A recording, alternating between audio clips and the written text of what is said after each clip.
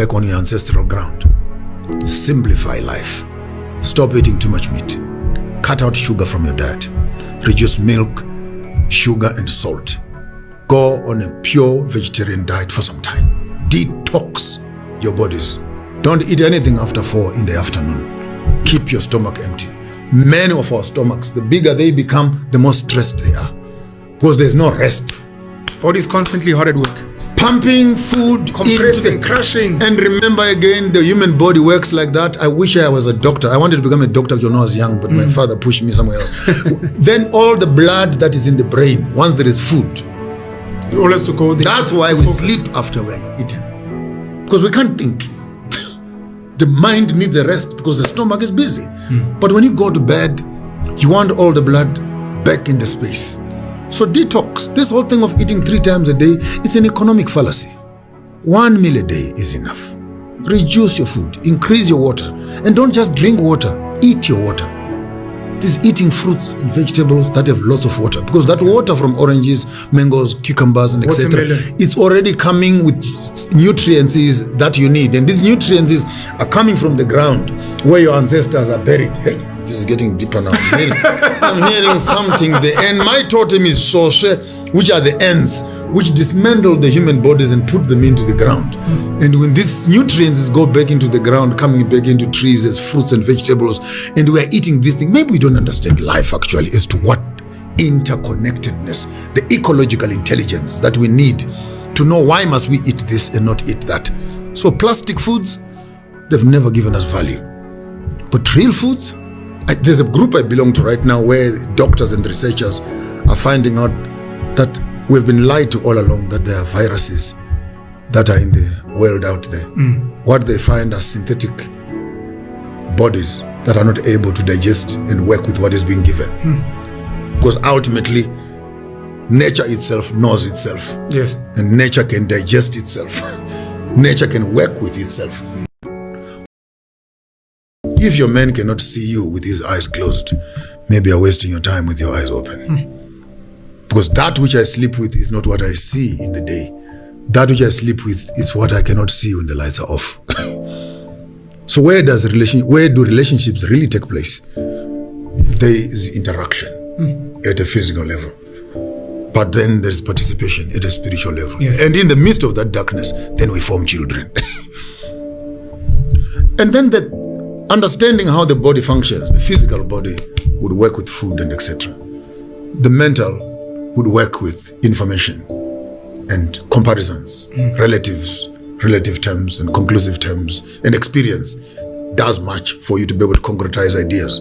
But by the time you get spiritual, you are becoming much lighter. To enhance the body, therefore there's dietary issues, and that's where chemistry begins, chemet. That is where witchcraft begins. Not witchcraft as of bewitching, but it's a question. Witchcraft is this. So when the white man found a woman after washing her hands in some certain chemical, and they say this child is a breach, and the woman puts her hands on top of the womb and then calls the totems of this child that is in the womb, and the child turns and faces the door. White man standing on the door asks, witchcraft. Witchcraft is this? Which science is this? So in some certain space, you use that big word, psychedelics. Yes. Psychedelics is it where, that's where marijuana is. That's where even alcohol is. It's a psychedelic. Why? Because it alters personality. Mind-altering substance or so when you use these substances, don't use them recklessly. Yeah. Have intentions. Because sometimes you smoke marijuana and you don't have an intention for it. The amount of information that will be downloaded to your mind will cross your wires. Some people have gone mad. That is correct. They were not ready. All of a sudden, you begin to see things, you begin to hear things, everything is exaggerated, and you don't know what to do in that space. People have jumped on from buildings, ran in front of cars. What they are seeing is scary. Some see monsters. Yeah. And where are these monsters? They are all now in your space. You have invited yourself into the spiritual realm, and you did not know where you were going. You thought you were doing entertainment. That's why even alcohol, they call it spirits. Why? Why is it spirit?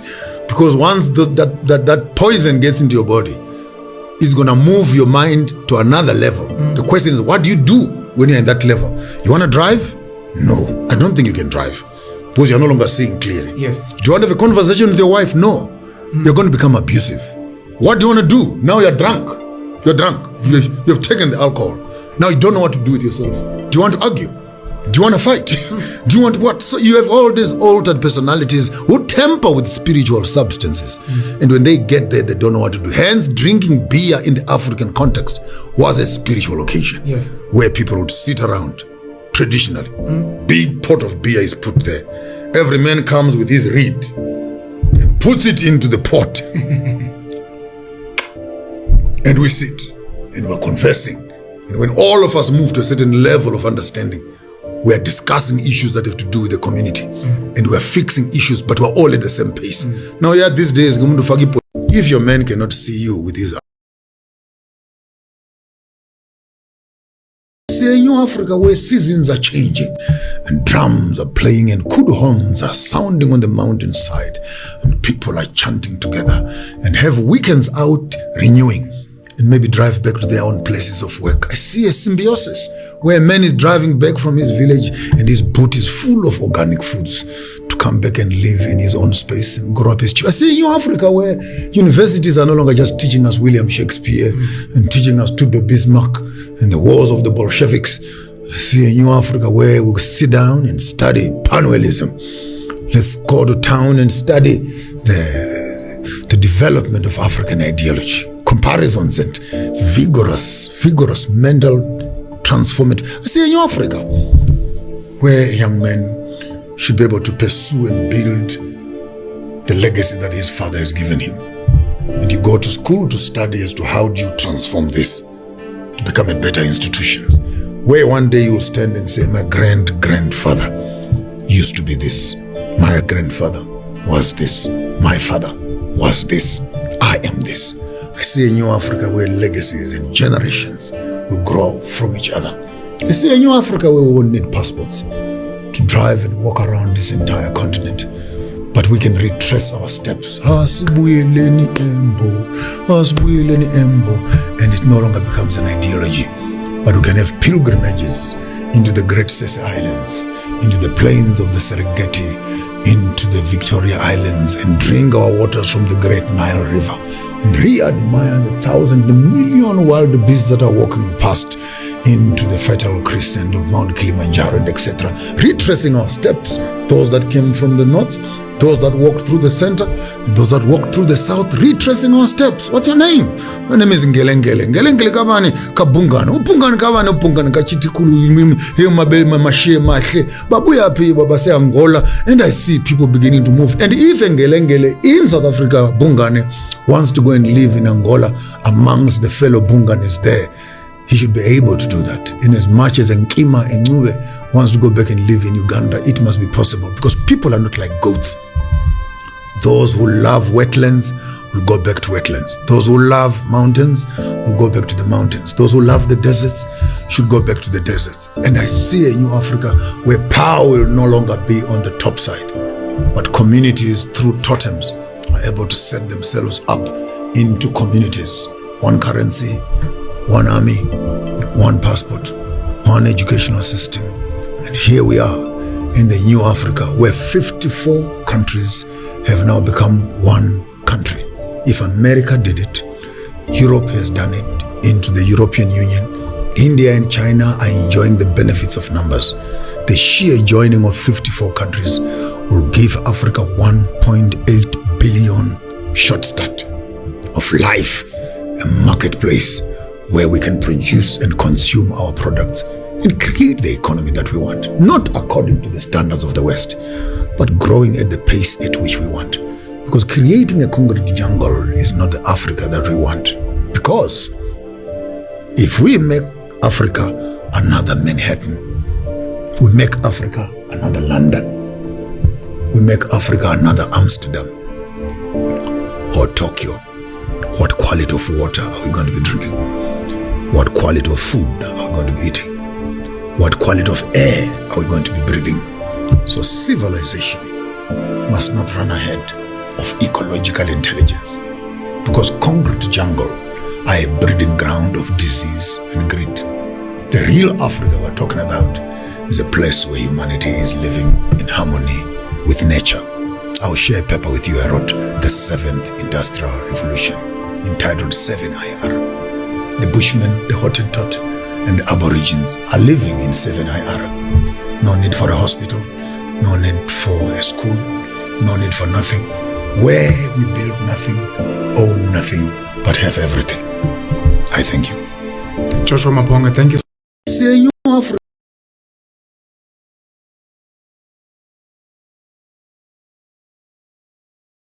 Senhor Africa. Senhor Africa. Come back and revisit there. Then you begin to see actually the fusion of pagan Rome into the Christian. So Christianity as we have it right now is not the original form of the Christianity that we're talking about. It's actually a bridge between paganism and not African paganism, Roman paganism. Easter and those things. Can you imagine? Easter is a place where people do orgies and sex and they sleep with each other in April, and then they birth the children up in December, and they sacrifice those children. Stuff like that. You want to run around and tell me that Jesus and Easter eggs, where do they fit? Rabbits and etc. in the Bible. Show me one verse where rabbits are having sex in the Bible, and then this must become part of worship. Show me where we have hot cross buns and stuff like that. Tell me where in the Bible do we have Christmas trees and shoes and etc. Except these things were used for cutting people and hanging people and stuff like that. But all those practices, as it were, be it the rosary, be it the making of an image. I laughed so loud yesterday. I even put on my status. One of the MPs in Tinyani or Tanai, whatever, in Zambia, a whole MP in the opposite party, opposition party, is kneeling on this beautiful pedestal, and is kneeling in front of Mary, white Mary. The white thing and the blue thing, and Mary's looking at her like this. And the guy is praying to this. In the caption on top, this guy says, 2 bags of cement and a bucket of paint. You're praying to 2 bags of cement and a bucket of paint. Asking for forgiveness from 2 bags of cement. Then you begin to come back and revisit this clip, word for word. If Jacob Zuma took those few years in court, we're going to be seeing something very interesting on Ramaphosa. Because when we start with Ramaphosa, it's going to start way back where it's uncomfortable. We're going to start off with Rustenburg, which has been put on reps right now for managing the anger of the people. We're going to be dealing with all these issues of business deals. I mean, how do you? Pravini's got 52 companies. 52 companies. Shareholding in all of them. Pushing business tenders into those. I've never seen Pravin appearing in court. These are businesses that compete with the state having to supply. No, those businesses are the state. Those businesses are delivering what the state needs. He's an arm, he's in parliament. And who talks about it? He's untouchable. And not only that, he also has his hand fully in SARS to manage his taxation. Because he used to be at SARS. We are going to be having a very interesting post-Ramaphosa conferencing of accounting for all these things. I am sorry, Ntate Gwede Mantashe, you are in the same basket because you are sitting on the mining space right now. I'm sorry for Begitele because you are also managing the police issues and the crime stuff. I'm sorry for the prosecutors that are being elected. I feel sorry for Zondo himself. They are going to be put in one big bag. And the country of 52 million cannot be held ransom by a handful of people who are holding the country ransom. And I don't say this only for South Africa. I say this for Zimbabwe. I say this for Malawi. I say this for the new generation of Africans that you have are no longer the docile mine workers of 1960. Yes, bus. The yes, bus era has just passed by. They will need to deal, not with me, they will need to deal with young people. When you say Nelson Mandela, the young boy will ask you, who is Mandela? I don't know Mandela for nothing. And when you deal with young people like that who have no clue as to what are you talking about, the anger of the young people will spill into the countries become ungovernable because leaders become irresponsible. They don't become irresponsible only because they're irresponsible, but they are negligent to the basic needs of the community. A hungry stomach knows no politics. Right now, let's get hungry. Let's get hungry and tell me order. Let's discuss communism and capitalism and socialism while you're hungry. There's order, please. Order when there's food there. That's why you have stampedes, where people will run on top of each other to access what they want. And if you don't hear me now, maybe you'll hear me later. Come back and revisit this clip. Cameroon, Congo, deaths, Africa, Sudan. Africa is in flames, and people are taking pictures with Xi Jinping. People are taking pictures with we are talking about BRICS here. They're visiting leaders of Russia and Ukraine. BRICS my foot. We needed Africa, our own form of consolidation of our money. Why is it that we only unite when we go to India and we go to Russia and we cannot unite on the ground? And by the way, the GDP of Africa on its own is bigger than BRICS. In all honesty, when it comes to resources, manpower, natural resources, and money itself. So again, we need our national army. We need to supervise our borders, our own aviation. We need to consolidate our educational system. I don't know these guys who are running these systems, if they need to come to, let me be arrogant. They need to come to me for school. I know that sounds very arrogant. They need to come for school, and we can come with just a 5-year plan. I hear the Africa Union story. I hear the whole Pan-African story. But something that is lacking is the how part. What is it that Africa Union must do? We need a bank, we need an army, we need education. If we, for example, just remove the borders only, I did a research the other day, $3 billion will start running from border to border on the African continent for free, just by doing policy change. Not removing the borders, but changing the policies for free trade. Just allow Africans to move goods. Those who want pounded yam from Uganda, the Ugandans here can simply make a call to Uganda and say, hey, buy it, sell it, bring pounded yam, and the truck can drive with pounded yam. Yes. And those who want fufu from Nigeria, fly it in. We can eat our fufu here. And those who want stuff from South Africa, just by opening borders only, without killing passports, just open the trade between borders. But all these tariffs, and by the way, this is what annoys me, Penuel. This is what annoys me, ticks me off. That we have politicians who get into power, but they don't understand the monster called the government and colonial policies that run the government, which includes immigration, business, ownership. Right now, trying to open a bank. You are coming from the banking sector, I'm glad. Trying to open a bank, you will need to fill in forms from here to Palabura. You need many have tried and failed. You need backup system, you need monies, you need guarantees, you need sureties, you need 260 million. Which they know you won't have anywhere. Correct. But here's Capitec. One man owned bank. Who talks? Who backs him up? But we understand. Here's RNB, First National Bank, owned by an individual. What about Time Bank? Here we go. Black Bank. But who talks about it? Is Time Bank a black bank? I'm chewing my words because you know exactly why I'm chewing my words, because black banks for me are black owned, black shareholder, black empowering. They invest in black spaces. If Time Bank is a black bank right now, blacks should be queuing there to go and open up accounts and function and run businesses. And again, when you open up these black banks, as you said, I don't want it to become a black bank. Yet the bureaucracy of the same colonial banks, the South African Reserve Bank, you're still basically dealing with the Reserve Bank here at the bank. Central Bank but of London. The fronting is okay with an African bank, but the forms that you must fill in, you still want guarantees. Oh, and by the way, the issue of guarantees, let me mention it. You still want guarantees. Well done.